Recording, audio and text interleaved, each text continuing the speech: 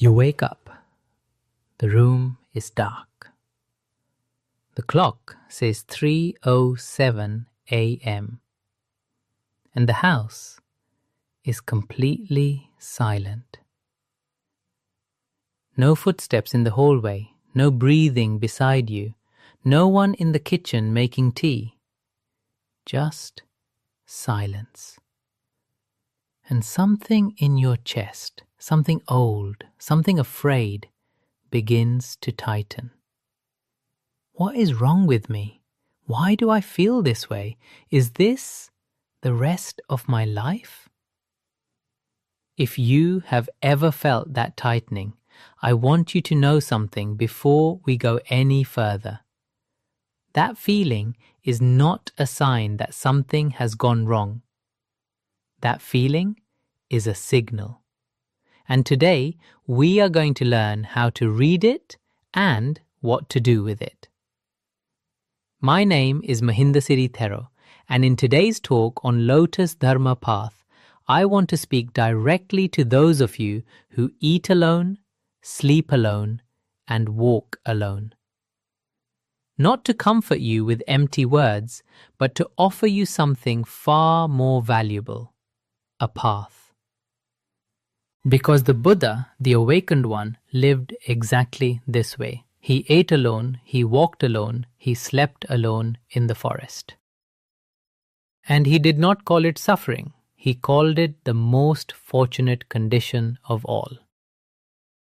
Let us be honest with one another. Many of you watching this are at a stage of life that no one truly prepares you for. Your children, whom you raised, whom you loved with every cell of your body, they have grown. They have their own lives, their own homes, their own worries, and the calls come less often than you would like. Perhaps your husband, perhaps your wife, perhaps they are gone now, passed away or moved on, and the space they once occupied in your life is now just air. Or perhaps you have simply arrived at a point where the busy noise of middle life has quieted down, and what remains is something unfamiliar, yourself. In America, there is a particular fear of this moment. You live in a culture that fills every silence with sound, every gap with a screen, every lonely evening with something to scroll through, something to watch, something to numb the quiet. To be alone, truly alone, is treated almost like a failure, like something has gone wrong in your life. But I want to offer you a different way of seeing this. There is a word in Pali, the ancient language of Buddhist scripture, that distinguishes between two very different experiences. The first is dukkha ekatta, painful aloneness, the loneliness that burns, the isolation that contracts the heart. The second is patisallana, intentional solitude, sacred withdrawal, the aloneness that opens. They feel different, they look different, and most importantly, they lead to very different places. Today, I will show you 5 practices that can transform the first into the second. But first, let us understand, panic is not the problem. Panic is the signal. It is telling you you have been running from something your whole life, and now that the running has slowed, it is time to turn around and meet it. In the ancient collection of Buddhist poems known as the Khaggavisana Sutta, the Rhinoceros Sutta, there is a verse that has been recited by monks and nuns for over 2,000 years. It says, "Having abandoned the children and wife, the father and mother, the wealth and grain, and the various objects of desire, wander alone like a rhinoceros." Now, please do not misunderstand. The Buddha is not saying abandon your family. He is pointing to something deeper. He is saying there comes a time when the soul must walk its own path. And a rhinoceros, you may have noticed, does not apologize for walking alone. It does not look over its shoulder wondering if the other animals think it is strange. It moves with complete certainty, complete dignity.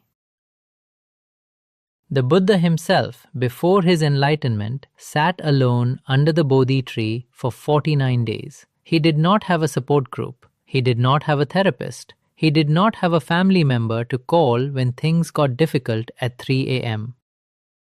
He had his breath. He had his awareness. He had the present moment. And that, he discovered, was enough.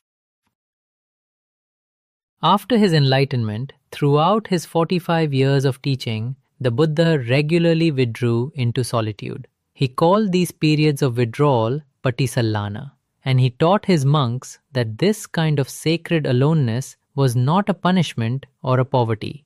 It was a privilege. Now hear me carefully, dear friend. The empty house you come home to each evening, that is not a punishment. The quiet table where you sit to eat, that is not a failure. The side of the bed that remains unoccupied, that is not evidence that you are forgotten. Life is finally giving you the conditions that monks train for their entire lives. The question is not, how do I fill this emptiness? The question is, how do I use it? Practice 1. Eat with full attention. Make the meal a ceremony. The first practice begins at your kitchen table, or perhaps at your small dining chair, or at the counter where you now eat most of your meals, alone and perhaps a little too quickly. I want to ask you something. When did eating become a problem to solve rather than an experience to have? Many people who live alone, they turn on the television the moment they sit down to eat. They scroll through their phone between bites. They eat fast, almost guiltily, as if eating alone is something to get through rather than something to be present for. But in the monastic tradition, in Theravada Buddhist monasteries across Sri Lanka, Burma, Thailand, and beyond, monks eat every meal in complete silence. Not because they are sad, not because they have no one to talk to, but because the meal is sacred, because the food is a gift, because to be fully present while eating, to taste, to chew slowly, to feel gratitude for each bite is itself a form of meditation. Here is your first practice. It is simple, it is powerful, and you can begin tonight.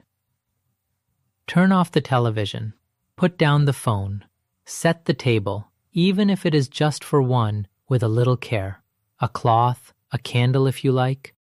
Look at your food before you eat.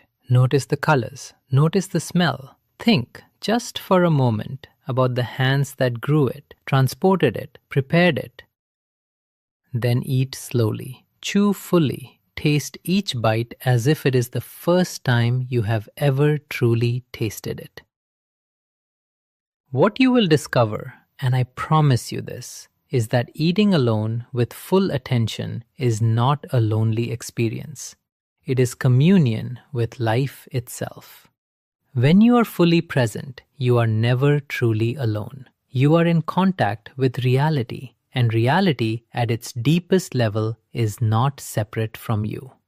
The Buddha said, "In the seen, there is only the seen. In the tasted, there is only the tasted." This is not philosophy. This is a practice, and it begins at your kitchen table tonight. Practice 2. Sleep without fear. Reclaim the night.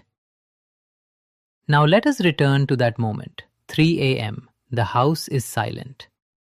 For many of you, the night time is the hardest. The mind, freed from the distractions of the day, begins to work. It replays old conversations. It runs through old regrets. It generates fears about the future that seem enormous in the dark. Here is what most people do. They fight it. They try to stop thinking. They tell themselves, stop it, stop worrying, go back to sleep. And of course, this only makes it worse. The Buddhist approach is completely different. We do not fight the mind, we observe it. Imagine you are sitting by a river. Leaves float by on the surface of the water. Some leaves are pleasant thoughts. Some leaves are anxious thoughts. Some leaves are old grief, old anger, old longing. Your job, the meditator's job, is not to grab the leaves, not to push them away, simply to sit on the bank and watch them float past. This is the practice for 3 a.m. When the thoughts begin, You do not engage. You notice. You say quietly to yourself, thinking is happening. Not I am anxious, not I am sad, just thinking is happening. And then you return to your breath. And before you sleep each night, I recommend a short loving-kindness practice, the Metta meditation. It takes only 5 minutes. Place your hand gently on your chest. Feel your heartbeat, that quiet, faithful rhythm that has never once missed a beat in all the decades of your life. And silently repeat these phrases. Let them be gentle. Let them be sincere. May I be happy. May I be peaceful. May I be free from suffering. May I be held in kindness. Begin with yourself, because you cannot pour from an empty vessel. Then expand that warmth outward, to your children, to your friends, to your neighbors, to all beings. And then notice the 3 a.m. moment. The loneliest moment of the night can become the holiest moment of the night. No one wants anything from you. No demands, no schedules, no performances. It is just you and your breath, and the whole resting world. Practice 3. Walk with purpose, not to escape, but to arrive. How many of you walk alone? Perhaps in your neighborhood, early in the morning. Perhaps along a path through a park. Perhaps just around the block when the house feels too quiet. Many people experience their solitary walks as a kind of exile. I am walking because there is no one to walk with. The walk becomes evidence of aloneness. I want to offer you a completely different frame. Every step you take alone is a potential step of meditation. In Buddhist monasteries, there is a practice called jankama, walking meditation. Monks walk back and forth on a designated path, sometimes for hours. Not to get anywhere, not for exercise, but to be fully, completely, entirely present, in the body, on the ground, in this moment. The technique is this simple. As you lift your left foot, you know it. As you place it down, you know it. As you lift your right foot, you know it.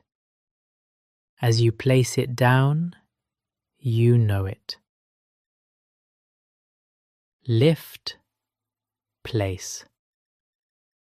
Lift, place.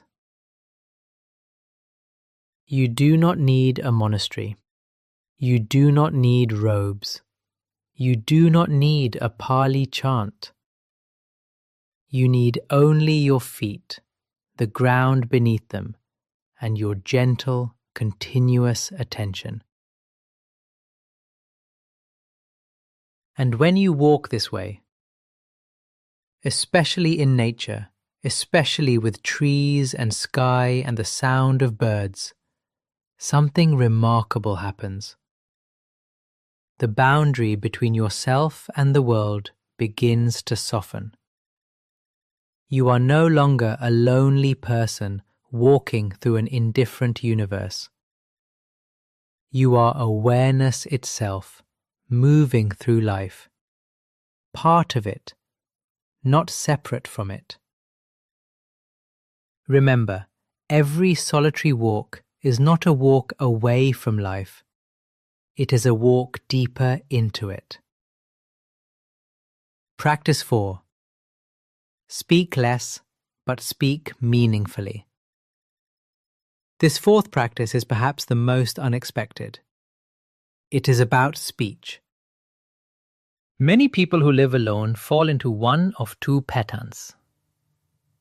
The first, they go days speaking to almost no one, and the silence begins to feel suffocating. When they finally do speak to someone, they talk too much, too fast, almost desperately, trying to make up for lost connection. The second, they talk constantly, filling every silence with radio or television voices, chatting briefly with cashiers, leaving long messages no one listens to fully. But when the day ends, they realize that not one conversation truly reached another soul. The Buddha said, "Better than 1,000 hollow words is one word that brings peace." This is the fourth practice, quality over quantity. Here is what I recommend. Each day, just one meaningful conversation, one real exchange. It does not need to be long. 10 minutes is enough. It can be a phone call with your daughter, a short walk with a neighbor, a note written by hand to an old friend. But it must be real. No performance, no small talk for its own sake. Real listening, real presence. And alongside this, learn to be comfortable in silence with others. When you visit a friend, you do not need to fill every pause. A shared silence between two people who trust each other is not awkward. It is intimate. The Buddha spent 45 years speaking, and his teachings still resonate 2.5 millennia later. But before any of those words, there was this: 49 days of complete silence under the Bodhi tree. The depth of his speech came directly from the depth of his silence. Your silence is not empty. Your silence is where wisdom is being formed. Practice 5. Build a small daily rhythm. Become your own monastery. Now we come to the fifth practice, and I believe this one may be the most transformative of all. Have you ever wondered why monks in a monastery do not seem lonely, even though they spend enormous amounts of time alone? The answer is not that they are holy people with special powers. The answer is much more practical. They have a rhythm.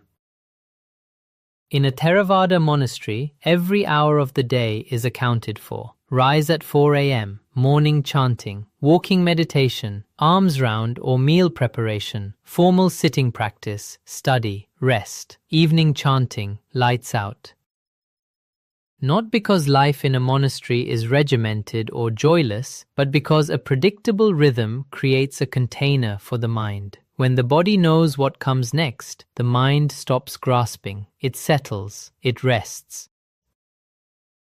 Loneliness, at its root, is often not about the absence of people. It is about the absence of meaning and structure. The feeling that the hours stretch ahead without purpose, without anchor, without direction.